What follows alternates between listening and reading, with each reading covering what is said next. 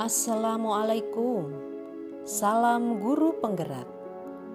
Pada kesempatan ini, saya Iin Nurinayah ingin memaparkan tentang koneksi antar materi antara modul 1.1 dengan modul 1.2. Koneksi antar materi ini saya sajikan dengan menggunakan model refleksi 4P, yaitu peristiwa, perasaan, pembelajaran, dan penerapan. Dimulai dari peristiwa, momen yang paling penting dan mencerahkan bagi saya yaitu yang pertama, ketika saya mempelajari modul 1.1 tentang filosofi pemikiran Ki Hajar Dewantara sebagai acuan pendidik dan modul 1.2 tentang nilai dan peran guru penggerak. Yang kedua, saya memahami tentang filosofis pemikiran Ki Hajar Dewantara di mana seorang guru bertindak sebagai among yang berfungsi menuntun murid serta menghamba pada anak. Yang ketiga, saya juga menganalisis masing-masing nilai dan peran guru penggerak yang berkaitan dengan filosofi Ki Hajar Dewantara beserta penerapannya di kelas maupun di sekolah. Selain itu, selama saya mempelajari modul 1.1 dan modul 1.2, momen yang paling menantang bagi saya adalah ketika saya melakukan aksi nyata atau penerapan filosofi Ki Hajar Dewantara di kelas. Saya juga dituntut untuk menyelesaikan tugas-tugas saya sesuai dengan batas waktu yang diberikan. Hal ini menuntut saya harus lebih disiplin. Selanjutnya, keterkaitan antara modul 1.1 dan modul 1.2 yang saya pahami adalah pada modul 1.1 dijelaskan filosofi pemikiran Ki Hajar Dewantara bahwa pendidikan sejatinya adalah menghamba pada anak, di mana pendidikan haruslah berorientasi pada anak dan sesuai kodrat anak. Dari pemahaman saya, hal tersebut sesuai dengan nilai guru penggerak, yaitu berpihak pada anak, dan peran guru penggerak, yaitu menjadi pemimpin pembelajaran di kelas maupun di sekolah. Perasaan yang saya rasakan saat momen itu terjadi adalah saya merasa seperti seorang musyafir yang rindu akan sumber air.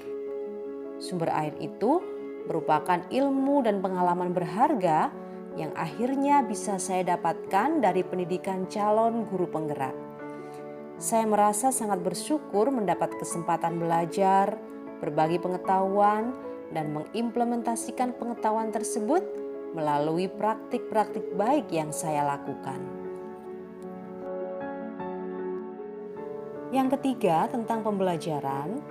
Sebelum momen itu terjadi, saya merasa bahwa saya adalah guru biasa yang memiliki orientasi bahwa pembelajaran yang baik adalah ketika kelas dalam kondisi tenang dan guru menjadi pusat pembelajaran.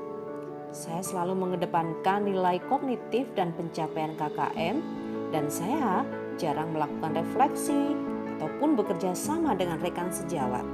Saya bekerja sama hanya ketika saya ingin saja. Dan setelah proses pembelajaran itu, saya sekarang berpikir bahwa saya harus mampu menjadi pemimpin pembelajaran yang berpihak pada murid dan berusaha lebih inovatif agar mampu menciptakan pembelajaran yang bermakna dan menyenangkan. Saya juga harus berusaha mewujudkan kepemimpinan pada murid, berusaha menjadi coach bagi guru lain, lebih kolaboratif, dan mampu menggerakkan komunitas praktisi. Sebagai implementasi dari ilmu yang saya dapatkan, rencana penerapan yang akan saya kembangkan pada diri saya adalah saya akan lebih kolaboratif, yaitu berusaha untuk selalu bekerja sama dengan rekan sejawat dan juga pihak-pihak pendukung pembelajaran. Saya juga akan berusaha lebih inovatif dalam menciptakan hal-hal baru dan berani berkarya sehingga bisa mewujudkan pembelajaran yang lebih menyenangkan. Saya juga akan lebih reflektif, yaitu open-minded atau berpikir terbuka dan bertanya tentang apa kekurangan pada diri sendiri, kemudian mencari solusi bagaimana memperbaiki. Saya juga akan lebih mandiri dan berinisiatif untuk meningkatkan potensi diri agar bisa mengupgrade kompetensi. Dan yang paling penting, saya harus menciptakan pembelajaran yang berpihak pada murid. Saya harus bersikap amung dan menuntun anak sesuai kodratnya.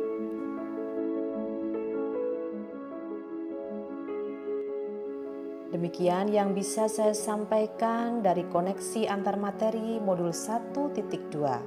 Terima kasih atas perhatiannya. Wassalamualaikum warahmatullahi wabarakatuh. Salam dan bahagia.